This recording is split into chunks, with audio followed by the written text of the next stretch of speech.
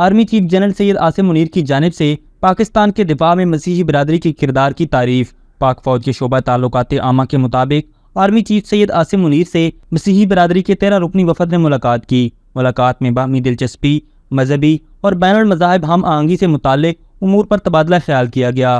وفد کی قیادت صدر بشپ چرچ آف پاکستان اور bishop of Raiwind doctor Azad Marshall نے کی۔ ISPR کے مطابق آرمی چیف نے پاکستانی مسیحی برادری کے ملکی ترقی میں کردار کو سراہا۔ معیاری تعلیم کے فروغ، صحت اور خیراتی اداروں کی خدمات میں بھی مسیحی برادری کے کردار کی تعریف کی اور وطن کے دفاع کے لیے بھی مسیحی برادری کے کردار کو خوب سراہا۔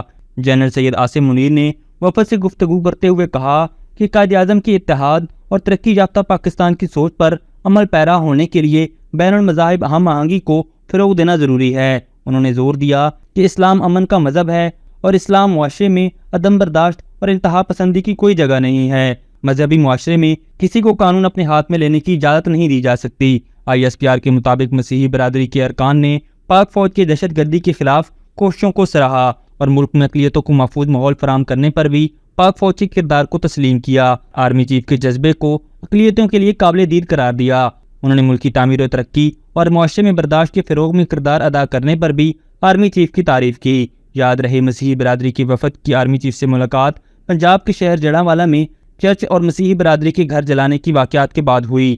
ماہرین اس حوالے سے کہتے ہیں کہ کرسچین کمیونٹی سے ملاقات کا مقصد دنیا کو پیغام دینا تھا کہ پاکستان اقلیتوں کے حقوق کی فراہمی کو یقینی بنانے والی ریاست ہے اور اقلیتوں کے خلاف کسی قسم کا تشدد برداشت نہیں کیا جائے گا اور ریاست ایسے عناصر کے خلاف بھرپور ایکشن لے گی اور ہمارے جھنڈے کے سفید حصے کی حفاظت جو ریاست کا فرض ہے اور ریاست اسے بھرپور طریقے سے پورا کرے گی۔